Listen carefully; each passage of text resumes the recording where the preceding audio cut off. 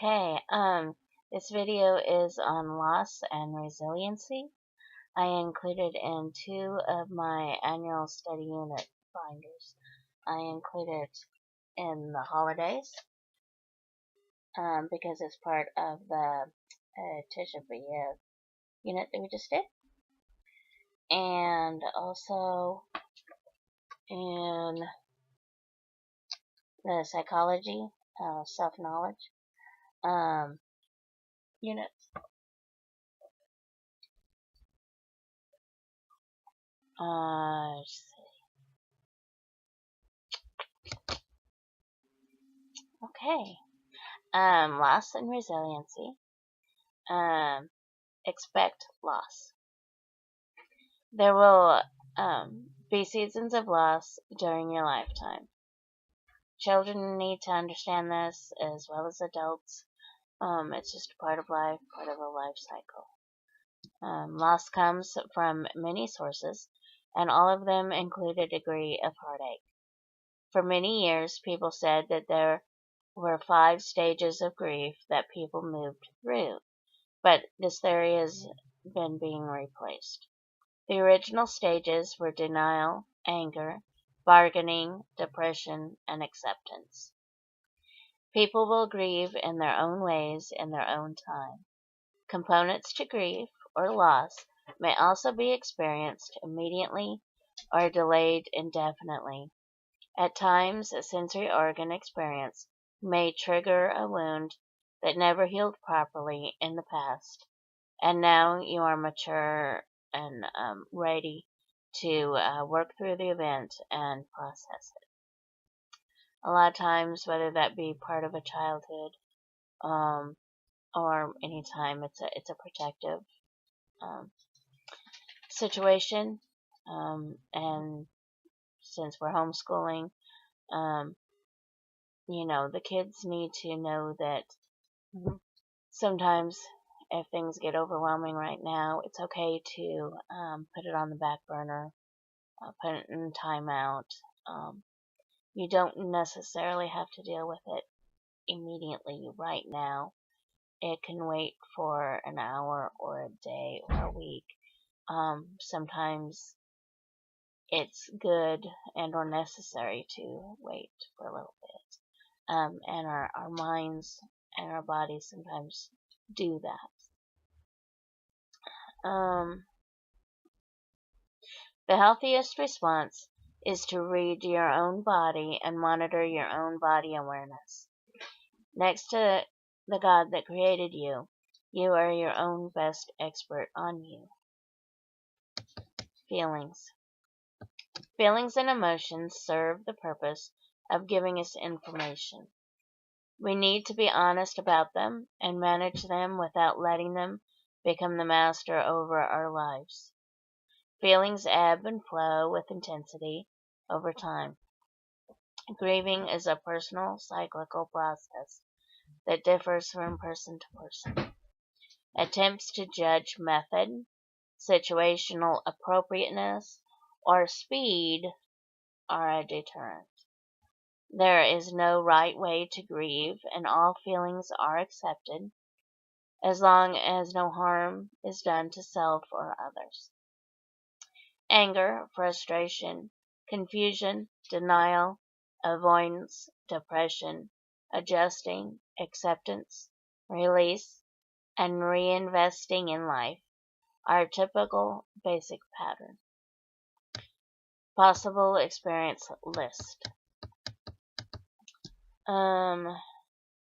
Tightness in the throat, heaviness in the chest, empty feeling in the pit of the stomach, change in eating or sleeping patterns, difficulty concentrating or completing tasks, aimlessness or restlessness. Hi guys.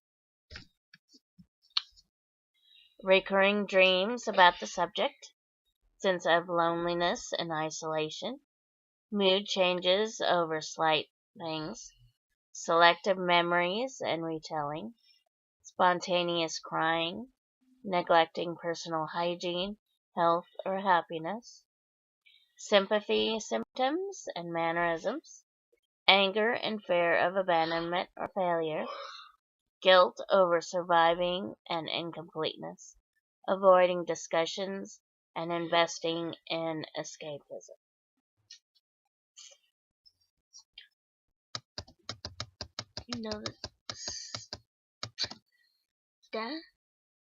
Common coping methods.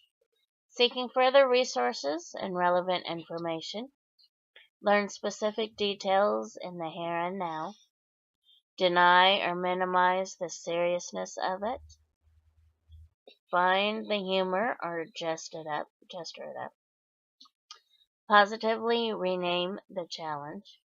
Seek higher spiritual or moral outlets.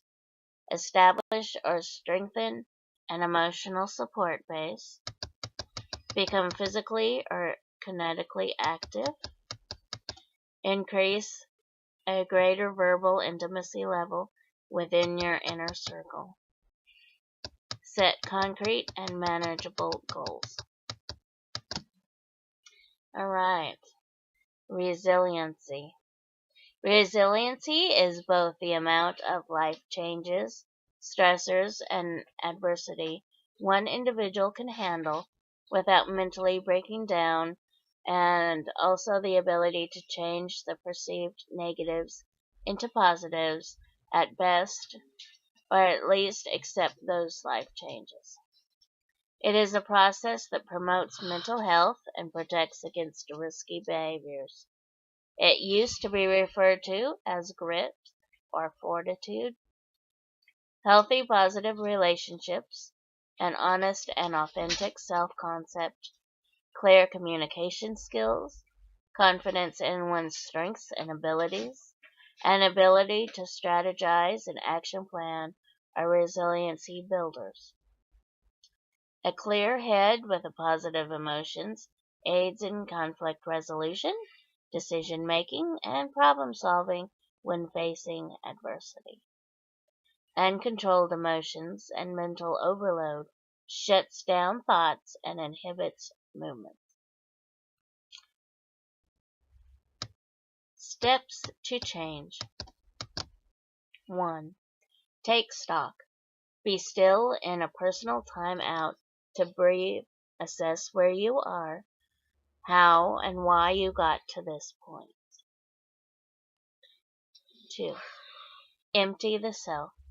Put aside all your chosen methods of escape and coping vices to listen to your intuitive inner voice. Allow your spirit to listen to the Spirit of God without distractions. Explore. Invite into your life and be open to novelty, take risks, vary experiences, and increase contacts. 4. Commit. Willingly make a commitment to self and others. Plan and enjoy the journey of baby steps. Complete. Follow through until completion. Alright, so that is the unit on loss and resiliency.